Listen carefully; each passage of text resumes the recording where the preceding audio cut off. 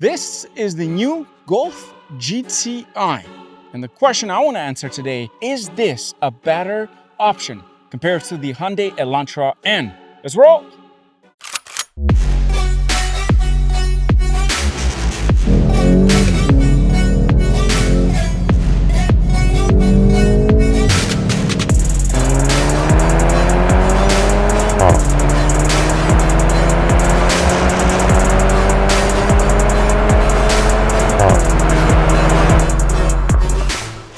The Golf GTI came out back in 1976. This thing has had so many generations, in fact, 8 generations. And the one that you see here is the MK 8.5. It's the refreshed GTI. This thing went from 110 horsepower to 240 brake horsepower today. Initially, 0 to 69 seconds. Today, well, about 5.8 seconds. But at the same time, the first Golf GTI had a curb weight of about 1,100 pounds. Today, that's almost triple that. The GTI has also gotten bigger than the first generation. It's faster today than ever, even though it is almost 3 times as heavy as the first generation. It's also gotten very, very different in terms of design. The first gen used to be a bit more boxy and a little bit curvy. This is curvy all the way through, but it has remained a hatchback. And I think that's the important thing about the Golf GTI. Volkswagen has also introduced different trims for the GTI, like the Club Sports. Even this one has the Autobahn. So let's unpack what's this refreshed GTI, what it offers, how different it is from the last year model. We'll start first with the front end. The honeycomb is back. Can see it through the grille here. In fact, this is shared with the Lamborghini Urus. And if you watch my last video of the Lamborghini Urus SE, you'll notice all the honeycomb and all the design features that the Urus shares, in fact, with this model here. That doesn't mean that they're the same car, it's just the design features. Next thing you notice is the bar all the way across and then the illuminated badge at the front. We have the open grille at the bottom, a more aggressive lip at the front, including the fog lights here, which of course has the honeycomb design. And then we have the aggressive headlights with the painted strip on top, just to make it look a little bit different than the Golf R, although every time I see this, I always have to look at the GTI badge to figure out if it's a GTI or a Golf R. Maybe it's just me. Then moving on to the side profile, which now comes with these really cool wheels. And I have to admit, these are really nice. They complement the car. And what I love the most about it is the fact that it reminds me of the Alfa Romeo Giulia that had similar wheel design. Maybe this was inspired by that car. It is wrapped around with the Hankook Ventus S1 Evo 3. Great performance tires as well. These are 19-inch. You can get 17, 18, and 19-inch. And since we talked about the first generation, even the wheels have gotten bigger on the GTI. I mean, the first one I think was like a 14, 15-inch, and now we've gone all the way to 19-inch. Soon enough, the GTI, if it's still on the market, is going to come with the 21-inch wheels.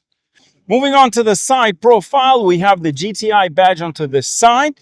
Painted mirror caps in this case. These are same as the exterior color. Absolutely love this red exterior. Great pick for whoever ordered this as a press car. And then we've got the blacked out side skirt as well to give it that aggressive look. This also comes with the door projector onto the ground that says GTI. It's a really nice add-on to this package. Moving on to the back, in terms of the accessories, this offers only the option to lock and unlock the door from the front. We've got your standard door fuel. The wheels in the back are just as nice as the front one and the same size. The tire size is different. And then moving on to the back, we have slightly different taillights in this case. There's the spoiler at the top. We've got a more aggressive diffuser this time and a single exhaust tip on its side. Now, in Europe, they offer the 50 Euro edition, I think, and it's called the 50 edition. And that one has a Krapovich exhaust tips, a full exhaust system like the Golf R that offers with the current year. Next thing that it's new, it's also the GTI. It's got more spacing between the letters apparently, but everything else remains very much the same. Moving on to the interior, and then we'll put my glasses here. It's got the perfect spot. What we have in here is sort of slightly different design and a bigger screen in the center compared to the MK8. This one offers the latest 12.3-inch screen, which is huge. We still get the digital cluster in this case. There is a heads-up display. In the back, it has heated seats and small climate unit that you can control the temperature and so on. And you've got these special seats with the Autobahn, which have this red stripe and the GTI logo in red, and also the way the seat is designed with a mix of cloth, leather, suede, and the honeycomb design for the seat in the center and the recliner. I love the design. I love the red stitching. Everything just kind of like matches nicely. The interior, it's not too crazy. They've done a very conservative job, yet it still looks very useful and friendly at the same time. It doesn't scream like I make 1,000 horsepower. It just says I'm a good daily and I offer quite a lot of tech features. The back seats are pretty nice. They're similar to the front one without the GTI badge, of course. The seats are kind of like bucket style. You only get the portion at the bottom, the seat itself powered. The recliner, you have to manually adjust it, and to slide it back and forth, you have to do it manually. There's a lever on this side, and you can do that. Someone my height, I feel okay. I don't see it as uncomfortable. I'm used to hatchbacks because I own a Focus RS, so kind of like the limited space has become my thing now, where it doesn't bother me anymore. It just bothers passengers when they're sitting behind me. It's got a sunroof with this package, which is nice. We've got some lights around here, but let's start it up and let's talk about some of the things that it offers, and let's go through this massive screen. Okay, let's start it up. The engine button is located onto the front, and here we go. We are into the new GTI. First of all, we've got this beautiful steering wheel with the flat button and very grippy, so you probably don't need any gloves on.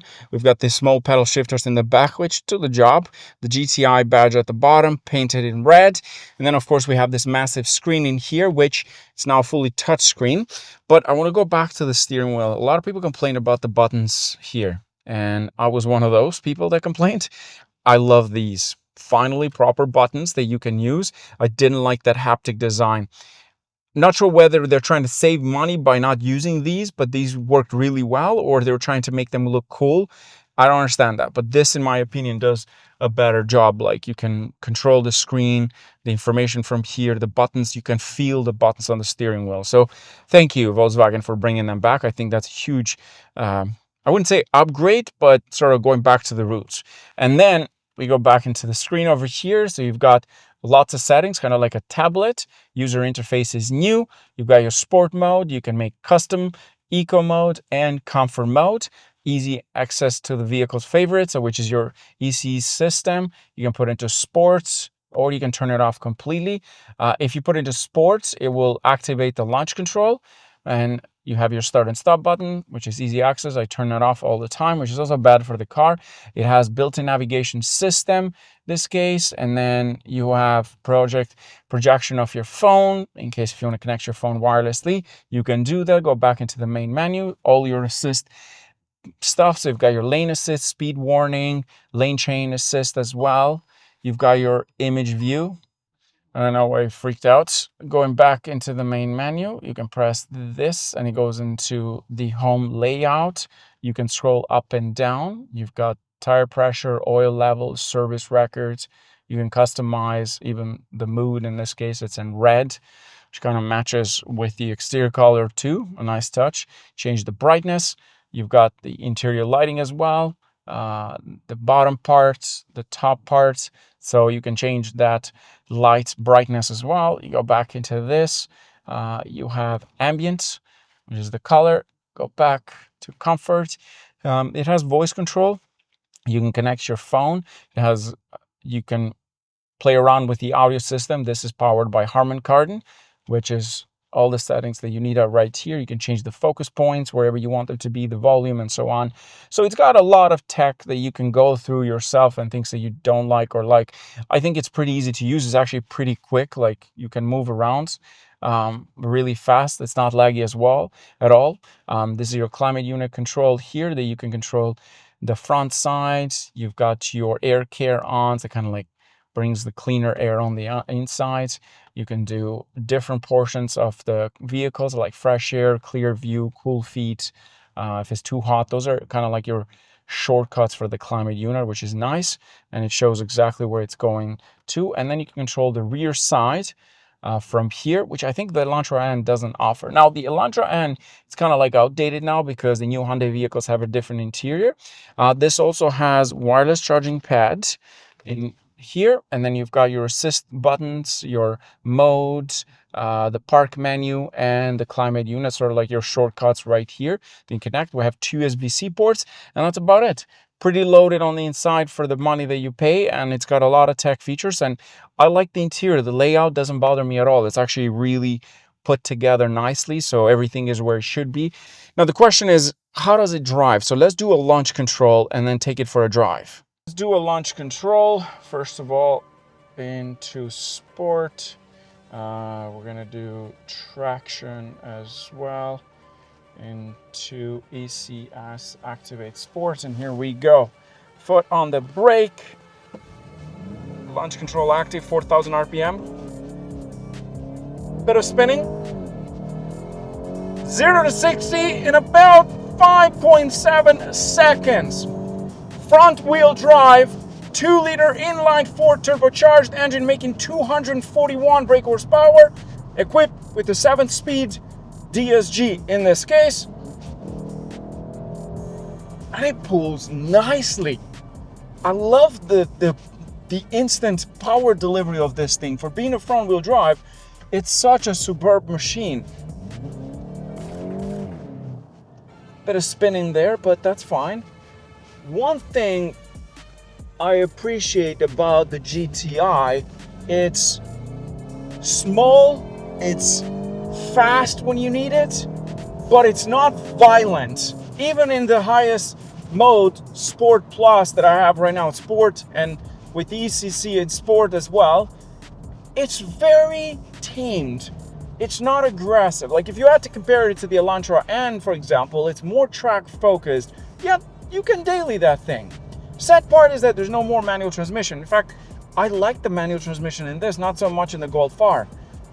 They were different. That one was more enjoyable, quicker to shift, and good for daily. This, on the other hand, with the DSG right now, I think some people might not like it, but then it would appear that they didn't sell a lot of these with the manual transmission, hence why Volkswagen decided to discontinue, which makes the Elantra N very, very appealing. Well, the engine is very much the same horsepower. They've tweaked the suspension system to make it a little bit more comfortable, but yet sporty when needed. I believe they have revised some of the internal parts of the engine, like there's less turbo lag in this vehicle. The suspension is not as stiff. Right now in the highest mode, it feels a little bit stiff. It's got great steering, very light. Even in Sport Plus, you can really push this thing and it reacts. You turn left or right quickly, it knows exactly where to go. There's no delay, it's straightforward. It's a people's car. This is what this is. The GTI came out to be the vehicle for the people. That's literally what it was. Some sporty ride, some sporty engine, tons of, well, I would say good amount of horsepower, and it was quick. That was the whole point of the GTI. It wasn't to be the Golf R, it was more of the tamed version of the Golf R, and it's front wheel drive. It's always been a front wheel drive. The Elantra N is a front wheel drive vehicle as well. Now, pricing. What are you paying for this bad boy? Well, in Canada, you're looking at $37,000 all the way to about $42,000, which is very similar to the Elantra N. And that's what makes me think about the Elantra N, is because the price level. In fact, a lot of people compare the Elantra N to the Honda Civic Type R, but Type R is almost like 7-8 grand more depending on what you're getting in terms of tech. And the Elantra N doesn't have a base model, so that means you're stuck with the highest trim. This, on the other hand, you can get the base model at about 36, 37, so you're saving yourself some money. So I think that's pretty good price for this thing at the base level. This is the Autobahn, which essentially is the fully loaded version. Now, here's some of the key mechanical differences besides the fact that the Elantra N offers a manual transmission. It makes more horsepower at 276 brake horsepower. It's got that NGS mode, which really bumps up the horsepower. Not with the manual transmission, only with the DCT. And the Elantra N has got a bigger brakes in the front, same thing in the back. You have more track-focused suspension system. It sounds way better than this, that's for sure, to some people. Some might find it not so good in terms of the sound. I think it sounds pretty good. The Elantra N overall, it's got a really sporty and not funny. That's one thing. It's not a funny sound. It's like a proper good sound, and I love that it has like exhaust tip one on each side, similar to this. In Europe, they offer Edition 50, which is 50 years, I'm assuming, of the GTI. This is the MK 8.5 model for this year. And in Europe, that Edition 50 offers more than what you get in Canada with the Autobahn. And it makes way more horsepower at 327 brake horsepower, which is pretty insane. It has a front mechanical limited slip differential. This one is more, let's say, electronically controlled. But I will say this car is actually comfortable even at the highest mode. Right now, around here with bumpy roads, it's not unbearable. The Elantra N, you'll find it a little bit more stiffer. It's built towards that track-focused experience, which I think some people enjoy that. This, on the other hand, is more conservative, but it is fun to drive, and manual transmission is quick. Downshifts, some pops at the back.